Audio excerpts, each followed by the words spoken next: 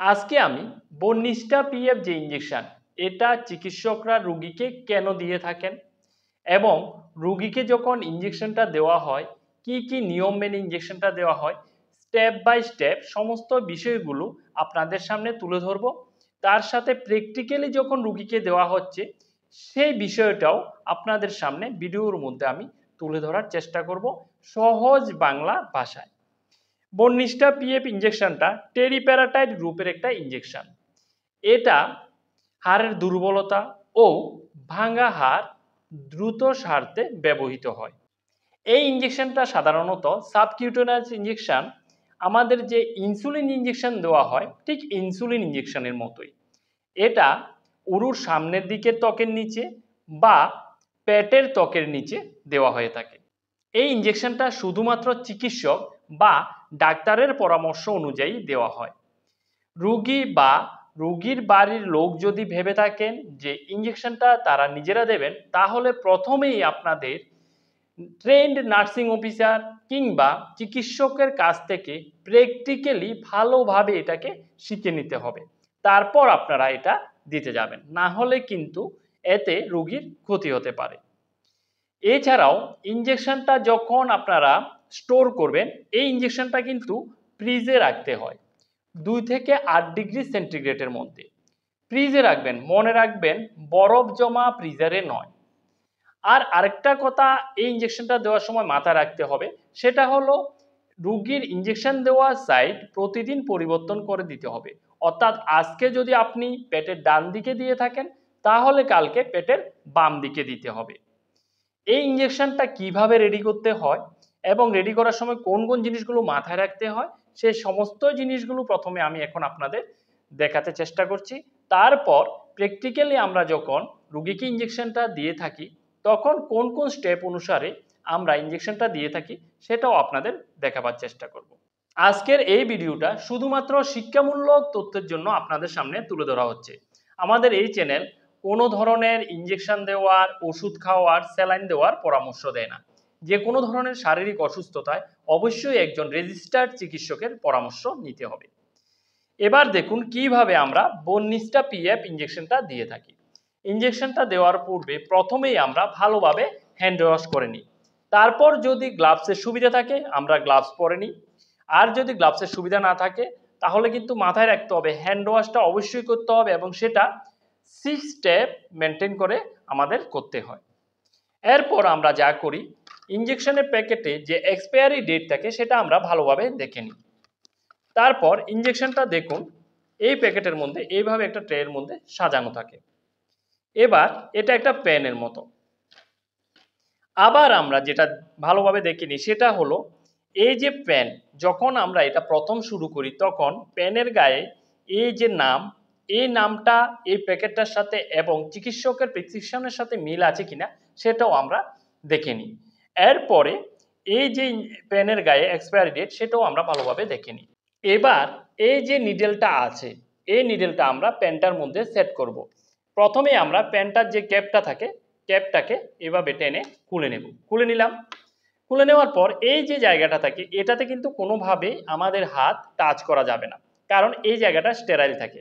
যদি আমরা স্টেরাইলিটি মেনটেন করি সেক্ষেত্রে আমরা এটাকে টাচ করতে পারবো, আদারওয়াইজ আমরা এটাকে টাচ করতে পারবো না। তারপর এই যে নিডেলটা দেখুন এখানে একটা পেপার দিয়ে এটাকে মোড়ানো আছে বা ক্যাপ করা আছে। এবার আস্তে আস্তে টেনে এই যে পেপার এটাকে খুলে নিই আমরা। খুলে নিলাম। খুলে নেওয়ার পর দেখুন এখানে একটা নিডেল দেখা যাচ্ছে।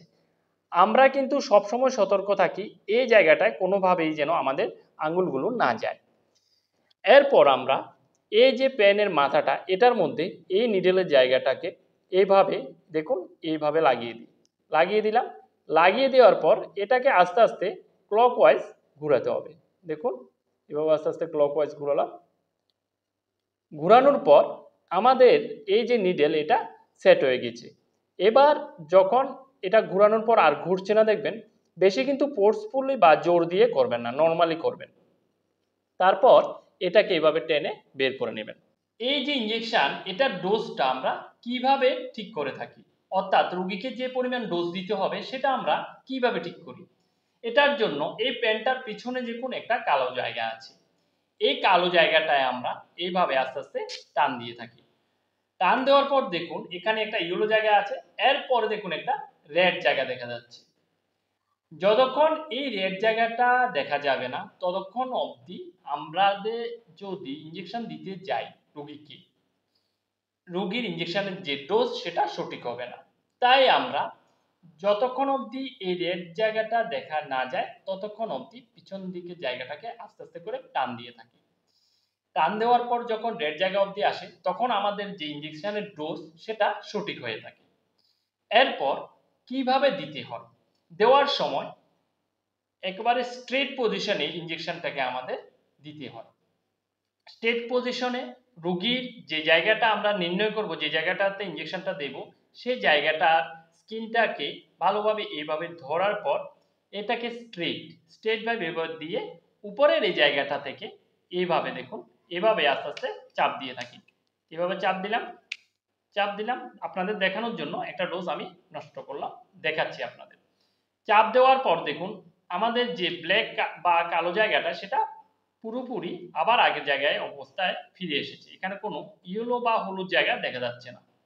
এভাবে চাপ দেওয়ার পর কিন্তু 5 সেকেন্ড রাখতে হয় আমাদের। আমরা কিভাবে শিওর হয়ে থাকি যে রোগীকে যে ইঞ্জেকশনটা দিলাম সেটা পুরোটা গিয়েছে কিনা, এটার জন্য আমরা যখন আগে এটাকে রেডি করেছিলাম পিছনের জায়গাটা টান দিয়ে বের করার পর আমাদের কিন্তু এখানে একটা হলুদ জায়গা দেখা গিয়েছিল। ইঞ্জেকশনটা দেওয়ার পর এই জায়গাটা কিন্তু আমরা ভালোভাবে দেখিনি কোনো ইয়েলো বা হলুদ জায়গা দেখা যাচ্ছে কিনা। যদি হলুদ জায়গা দেখা যায় তার মানে আমাদের ইঞ্জেকশন বা যে ওষুধ সেটা পুরোপুরি যায়নি। যতক্ষণ হলুদ জায়গাটা দেখা যাবে ততক্ষণ আমাদের ওষুধটা পুরোপুরি যাবে না। যখনই আমাদের হলুদ জায়গাটা আর দেখা যাবে না তখনই আমরা নিশ্চিত হই যে আমাদের ওষুধটা পুরোপুরি গিয়েছে। এবার আপনাদের বলছি কিভাবে আমরা রোগীর যে ইঞ্জেকশন দেওয়ার জায়গা সেটাকে নির্ণয় করে থাকি। রোগীর পেটের নাভি থেকে 3 আঙ্গুল, আমরা ধরুন এই জায়গাটা নাভি থেকে 3 আঙ্গুল এই দিকে বা 3 আঙ্গুল ওই দিকে, এইভাবে আমরা জায়গাটা নির্ণয় করে থাকি। 3 আঙ্গুল ডান দিকে বা 3 আঙ্গুল বাম দিকে, এভাবে রোটেশন ওয়াইজ সাইডগুলো পরিবর্তন করে আমরা ইঞ্জেকশনটা দিয়ে থাকি। এখন আমি আপনাদের দেখাবো রোগীকে প্র্যাকটিক্যালি কিভাবে ইঞ্জেকশনটা দিচ্ছি। দেখুন পেনটাতে আমি নিডেলটা লাগিয়ে নিয়েছি, এবার আমি ডোজটা কিভাবে নিচ্ছি সেটা আপনাদের দেখাচ্ছি। দেখুন এই যে পিছনে কালো জায়গাটা এটাকে বাইরের দিকে টান দিলাম, টান দেওয়ার পর দেখুন এখানে হলুদ জায়গাটাও দেখা যাচ্ছে আর আমার যে লাল জায়গাটা সেটাও দেখা যাচ্ছে। অর্থাৎ আমার যতটুকু ওষুধের প্রয়োজন ছিল নিয়ম অনুযায়ী আমি অতটুকু ডোজের ওষুধ নিয়ে নিলাম। এবার আমি যা করব সেটা হলো রোগীর যে জায়গাটাতে আমি ইঞ্জেকশনটা দেওয়ার জন্য নির্ণয় করব সেই জায়গাটাতে এই যে দেখুন অ্যালকোহল সোয়াব দিয়ে ভালোভাবে মুছে নেব। এখন আমি রোগীর জায়গাটা পরিমাপ করব প্রথমে, তারপর অ্যালকোহল সোয়াব দিয়ে জায়গাটা মুছে নেব। দেখুন রোগীর জায়গাটা কিভাবে পরিমাপ করছি। এখানে রোগীর যে নাভি এটা থেকে 3 আঙ্গুল ডান দিকে বা 3 আঙ্গুল বাম দিকে আমি ইঞ্জেকশনটার জন্য সাইডটা নির্ণয় করব। তো আজকে আমি রোগীর ডান দিকে দেব, তো নাভি থেকে 3 আঙ্গুল এই দিকে এই জায়গাটাকে নির্ণয় করেছি। এবার এই জায়গাটাকে আমি অ্যালকোহল সোয়াব দিয়ে মুছে নিচ্ছি। ভালোভাবে মুছে নিলাম। মুছে নেওয়ার পর যতক্ষণ পর্যন্ত অ্যালকোহল সোয়াবের জায়গাটা শুকনো হবে না ততক্ষণ আমি অপেক্ষা করব। অপেক্ষা করার পর যখন শুকিয়ে যাবে, দেখুন শুকিয়ে গেল, এবার আমি এই জায়গাটাতে ইঞ্জেকশনটা দেব। এবার ইঞ্জেকশন দেওয়ার পূর্বে নিডেলের যে ক্যাপ সেটাকে আমি খুলে নিলাম। খুলে নেওয়ার পর রোগীর যে জায়গাটা আমি নির্ণয় করেছি ইঞ্জেকশন দেওয়ার জন্য সেই জায়গার স্কিনটাকে এভাবে ধরব। ধরার পর ইঞ্জেকশনটাকে সম্পূর্ণ স্ট্রেটভাবে রেখে নিডেলটাকে আস্তে আস্তে করে রোগীর শরীরে প্রবেশ করালাম। করানোর পর আমি উপরের দেখুন এই যে জায়গাটা এটাকে এভাবে ধরে আস্তে আস্তে ইঞ্জেকশনটা দিলাম। দেওয়ার পর 5 সেকেন্ড আমি অপেক্ষা করলাম। এখানে দেখুন কোনো রেড জায়গা আর দেখা যাচ্ছে না। এবার আস্তে আস্তে নিডেলটাকে বের করে নিলাম। বের করার পর একটু কটন দিয়ে আমি জায়গাটাকে একটু মুছে নিলাম। এই যে দেখুন এভাবে একটু জায়গাটাকে মুছে নিলাম।